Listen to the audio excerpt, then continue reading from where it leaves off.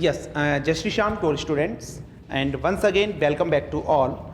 So BARC 2023 physics का question series हमने start किया था। उसमें सबसे पहला subject thermodynamics and statistical physics था।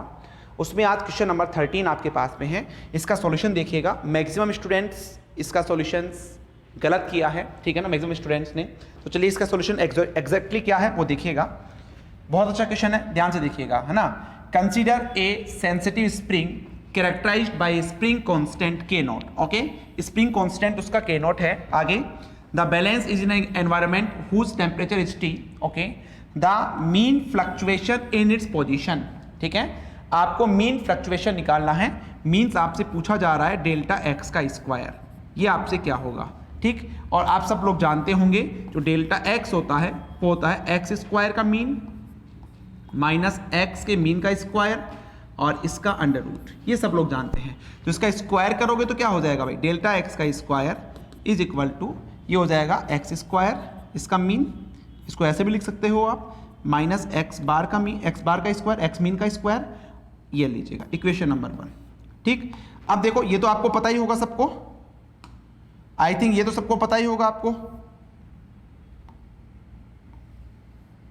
देखिए ये तो सबको पता होगा, एक्स बार तुम्हारे पास कितना होगा, 0 होगा, है ना। मीन पोजीशन इसका कितना होगा, 0 होगा।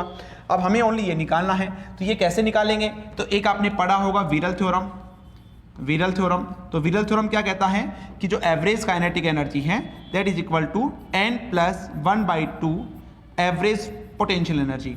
और आपके पास ये n क्या होता है, this is v proportional to x की पावर n+1, ऐसे ही पढ़ा होगा।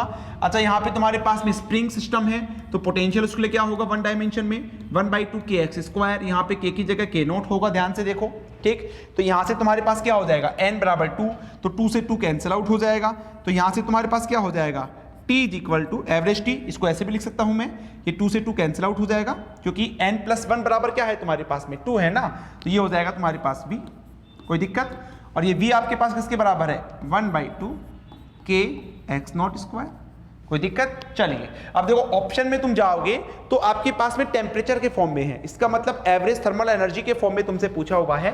तो आपने विरल थ्योरम एक पढ़ी होगी कि विरल थ्योरम ये होती है तुम्हारे पास में, साथ में एक थ्योरम होती है इक्विपार्टीशन थ्योरम, जिसके अकॉर्डिंग अगर सिस्टम आपके पास क्लासिकल सिस्टम है तो उसका जो क्वाड्रेटिक टर्म है each degree of freedom contain half KVT energy. तो ये 1 डायमेंशन है, तो ये काइनेटिक एनर्जी है, इसके करस्पॉन्डिंग एनर्जी कितनी होगी तुम्हारे पास में, हाफ केवीटी, ये कैंसिल आउट हो जाएगा। तो यहाँ से एक्स नोट का स्क्वायर, ये एवरेज के फॉर्म में है क्योंकि ये एवरेज है, तो ये भी तुम्हारे पास क्या हो गया, एवरेज के फॉर्म में है, इज इक्वल टू कितना हो जाएगा तुम्हारे पास भाई, that is equal to kBT upon में, अच्छा ये k नोट है तुम्हारे पास, है ना, ध्यान से देखो उधर k नोट है, तो ये आ जाएगा तुम्हारे पास k नोट। क्लियर है, तो ये वैल्यू वहां पे रख देना, that is equal to delta X का स्क्वायर इज इक्वल टू, ये वो तो 0 हो चुका था तुम्हारे पास में, तो क्या आ जाएगा kBT अपॉन में x note, sorry kBT upon में k नोट। तो option D is the correct answer. ठीक, आई होप आपको ये क्वेश्चन समझ में आ गया होगा। तो ऐसे क्वेश्चंस एग्जाम में पूछे जाएंगे, ध्यान रखना। इससे रिलेटेड विरल थ्योरम से, इक्विपार्टीशन थ्योरम से रिलेटेड क्वेश्चंस बहुत बार के एग्जाम में पूछे हुए हैं। ठीक है, तो चलिए आज के क्वेश्चन में इतना ही है। Thank you very much.